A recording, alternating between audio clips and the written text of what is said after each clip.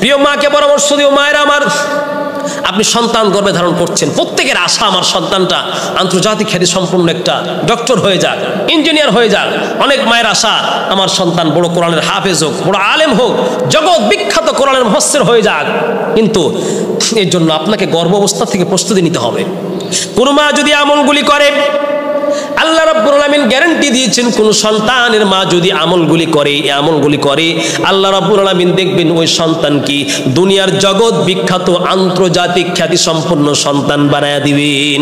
এই জন্য মাকে বলবো, মা যদি আপনি চান আপনার ছেলে একবারে FCPS ইন্টারন্যাশনাল ডাক্তার হয়ে যাক, আপনার ছেলে সারা বিশ্বের সামনে মাথা উঁচু করে দাঁড়াক, বিশাল কোরআনের হাফেজ হোক, বড় আলেম হোক, ইঞ্জিনিয়ার হোক, ডক্টর হোক, সচিব হোক, আপনার ছেলে যদি আপনি চান ন্যায় পথের প্রতীক হোক, তাহলে গর্ভধারণ থেকে আপনি আমল করুন। কি আমল? হযরত ইব্রাহিম আলাইহিস সালামের আমলটা স্মরণ করুন। ইব্রাহিম আলাইহিস সালাম বার্ধক্যের চূড়ান্ত পর্যায়ে পৌঁছে গিয়া ইব্রাহিম পয়গম্বর সন্তান পেলেন। মা হাজরা আলাইহিস সালামের গর্ভে সন্তান পাবে সংবাদ পেয়েছেন। তিনি কি দোয়া করেছিলেন আল্লাহ বলেন? আমার পয়গম্বর ইব্রাহিম দোয়া করেছিলেন, রব্বি হাবলি মিনাস সালিহিন ফাবাশশারনাহু বিগুলামিন হালিম। ইব্রাহিম পয়গম্বর আল্লাহর কাছে দোয়া করলেন, রব্বুল আলামিন রব্বি হাবলি মিনাস সালিহিন, আল্লাহ গো আপনি আমাকে একটা সঠিক সৎ সন্তান দাও, যে সন্তান আমার পরে নবী হবে, এটা তার বাসনা ছিল। তাহলে কি দোয়া ইব্রাহিম নবী দোয়া করলেন? রব্বি হাবলি মিনাস সালিহিন, হে আল্লাহ আপনি আমাকে সৎ সন্তান দান করুন। আবার বলছি, ও মা গর্ভ ধারণ করে আপনি এই দোয়া পড়ুন, রব্বি হাবলি মিনাস সালিহিন, হে আল্লাহ আপনি আমাকে সৎ সন্তান দেন। দোয়া করেছিলেন ইব্রাহিম। ইব্রাহিম পয়গম্বর আল্লাহর কাছে দোয়া করলেন, আল্লাহ সৎ সন্তান দাও। ইব্রাহিম পয়গম্বরের এই দোয়ার কারণে আল্লাহ এত খুশি হয়ে গেলেন। খুশি হয়ে রব্বুল আলামিন উত্তরে বললেন, ইব্রাহিম রে, তোমার এই দোয়ার কারণে তোমার মনে বড় আশা, তুমি চেয়েছো তোমার পরে নবী হবে, আর তোমার এই সন্তানটা তোমার নবুয়তের দায়িত্ব পালন করবে। ইব্রাহিম শোনো, তুমি দোয়া করলে আমার কাছে, আমার ভাষায় আমি উত্তর দিয়ে দিলাম, ফাবাশশারনাহু বিগুলামিন হালিম।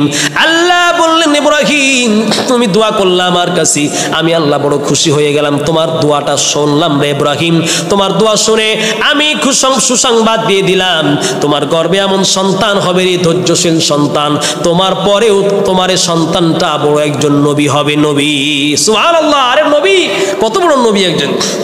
ইব্রাহিম নবীর দোয়ার ফলশ্রুতিতে আল্লাহ মা হাজরা আলাইহিস সালামের গর্ভে এমন সন্তান দান করলেন, শিশু ইসমাইল, তিনিও একজন অনেক বড় নবী হলেন। নবী, অতএব মাকে বলবো আপনি গর্ভধারণ করে এই দোয়াটা করুন, রব্বি হাবলি মিনাস সালিহিন। তাহলে শিশু ইসমাইল যেমন সৎ সন্তান হয়েছিলেন, নেককার আল্লাহওয়ালা, পৃথিবীর মধ্যে আন্তর্জাতিক মানে সম্পূর্ণ একজন নবী হয়েছিলেন, অতএব আপনি একজন সন্তানের মা হয়ে যাবেন, আপনার সন্তান একজন আল্লাহওয়ালা সন্তান হবে। নম্বর 2, আপনি পেটে সন্তান নিয়ে আপনার সন্তানকে আল্লাহর রাস্তায় মান্নত করুন। বলেন যে আমি আল্লাহর রাস্তার পথিক বানাবো। ওই ধান্দাবাজি বানায়েন না যে আমার ছেলে আমাকে টাকা ইনকাম করে খাওয়াবে। আপনি নিয়োগ করেন, আল্লাহ আমার পেটে যে সন্তান আছে আমি তোমার পথে ছেড়ে দিলাম, তোমার পথের প্রতীক হবে আমার সন্তানটা। দেখবেন সন্তান কত বড় আল্লাহওয়ালা হয়। হযরতে মারিয়াম আলাইহিস সালামের আম্মা, মারিয়াম আলাইহিস সালামের বাবা হযরতে ইমরান আলাইহিস সালাম দোয়া করলেন। মারিয়াম আলাইহিস সালামের বাবা ইমরান আলাইহিস সালাম দোয়া করলেন, রব্বুল আলামিন আমার পেটের যদি একজন সন্তান হয়, আমি সন্তানটাকে নিয়ে আমি তোমার রাস্তায় দিয়ে দিলাম। মারিয়াম হযরত ইমরান আলাইহিস সালাম ইন্তেকাল করলেন। ইমরান আলাইহিস সালামের স্ত্রী হান্না, অর্থাৎ মারিয়াম আলাইহিস সালামের মায়ের নাম হলো হান্না, যেটা তাফসিরে জালালাইনের মধ্যে উল্লেখ করা হয়েছে। এই মারিয়ামের মা কোন মারিয়াম? জগৎ বিখ্যাত হয়েছিলেন মারিয়াম সারা পৃথিবী থেকে শুনে। এই মারিয়াম আলাইহিস সালামের মা হান্না এমন বড় আমল করলেন। কি আমল করলেন? তিনি মান্নত করলেন, তিনি মনে এই নিয়ত করলেন, আল্লাহ আমার এই সন্তান যেন এমন সন্তান হয়, এই সন্তানকে আল্লাহ আমি তোমার রাস্তার পথিক বানাই দিব। এই যে নিয়তটা তিনি করলেন, ফলশ্রুতিতে হযরতে মারিয়াম আলাইহিস সালাম এত বড় জগৎ বিখ্যাত একজন নারী হয়ে জন্মগ্রহণ করলেন, যে সারা পৃথিবীর ধর্মগ্রন্থে হযরতে মারিয়াম আলাইহিস সালামের নাম উঠায় দিলেন। আর আল্লাহ বললেন, শোনো, মারিয়াম আলাইহিস সালাম এমন একজন নারী, তোমরা, রাসূলুল্লাহ বলছেন পৃথিবীতে 4 জন শ্রেষ্ঠ নারী ছিল।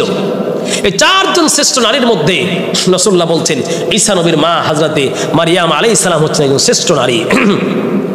কি জন্য হযরতে মারিয়াম আলাইহিস সালাম শ্রেষ্ঠ নারী হলেন? আল্লাহ রাসূল বলেন, আল্লাহ তাআলা বলেন, মারিয়াম আলাইহিস সালামের মা দোয়া করলেন আল্লাহর কাছে, হান্না, মারিয়ামের মা হান্না দোয়া করলেন, ইয ক্বালাত ইমরাতু ইমরান রাব্বি ইন্নী নাযারতু লাকা মা ফি বাতনি মুহাররারান ফাতাকাব্বাল মিন্নি ইন্নাকা আনতাস সামিউল আলিম। মারিয়ামের মা, ইমরানের স্ত্রী মারিয়ামের মা হান্না দোয়া করলেন, রব্বুল আলামিন মা ফি ইন্নী নাযারতু লাকা মা ফি বাতনি, আল্লাহ গো, আমার পেটে যে সন্তানটা আছে মুহাররান, আমি তাকে সব কিছু থেকে স্বাধীন করি আল্লাহ তোমার রাস্তার পথিক বানায় দিলাম, এই তোমার রাস্তার পথিক বানায় দিলাম, এই কথা বলে তিনি দোয়া করলেন, ফাতাকাব্বাল মিন্নি, আল্লাহ আমার পক্ষ থেকে আমার এই সন্তানকে তুমি কবুল করে নাও, এই দোয়া তিনি করলেন। যার কারণে এই দোয়া করার কারণে আল্লাহ রাব্বুল আলামিন মারিয়ামকে একজন জগৎ বিখ্যাত নারী বানায় দিলেন। মারিয়ামের মা আশা করেছিলেন পেটে হয়তো কন্যা সন্তান হবে, আমি তাকে বাইতুল মাকদিসের জন্য খাদেম হিসেবে নিয়োগ করে দেব। কিন্তু যখন কন্যা সন্তান হলো, আল্লাহ বলছেন কন্যা সন্তান হলো তো কি হয়েছে? আরে পৃথিবীতে এমন কন্যা সন্তানও আছে যা পৃথিবীতে পুরুষের চেয়ে শ্রেষ্ঠ। আল্লাহ পাক হযরতে মারিয়াম আলাইহিস সালামের মায়ের কথাটাকে আল্লাহ রাব্বুল আলামিন সূরা ইমরানের 35 নম্বর আয়াতে উল্লেখ করলেন। অতএব মা, যদি আপনি চান আপনার সন্তান আন্তর্জাতিক মানের একজন বহুত বিখ্যাত, জগৎ বিখ্যাত শ্রেষ্ঠ মনীষী হবে, তাহলে আপনি পেটে সন্তান নিয়ে আপনি আমল করুন, আর ওই আমলগুলি নিয়ে কি আমল করবেন এটা আমি অন্য আলোচনা করেছি, দেখে নিতে পারেন ইউটিউব থেকে। আর আপনি আল্লাহর কাছে দোয়া করুন, আল্লাহ আমার এই মারিয়াম, আমার এই পেট থেকে যে সন্তান হবে আপনার পথের প্রতীক বানাবো। হযরতে মারিয়ামের মা দোয়া করলেন, রব্বুল আলামিন আমার সন্তানকে তোমার রাস্তায় আমি ওয়াকফ করে দিলাম, মান্নত করে দিলাম, ফাতাকাব্বাল মিন্নি ইন্নাকা আনতাস সামিউল আলিম, আল্লাহ আমার সন্তানকে তোমার রাস্তায় দিয়ে দিলাম। ফলশ্রুতিতে হযরতে মারিয়াম আলাইহিস সালাম জগৎ বিখ্যাত একজন আল্লাহর ওলি হয়েছিলেন, সুবহানাল্লাহ। অতএব মাকে বলবো, যদি আপনি চান যে আপনার সন্তান প্রতিষ্ঠিত হোক, তাহলে আপনি গর্ভধারণ করা অবস্থায় দোয়াগুলি করুন।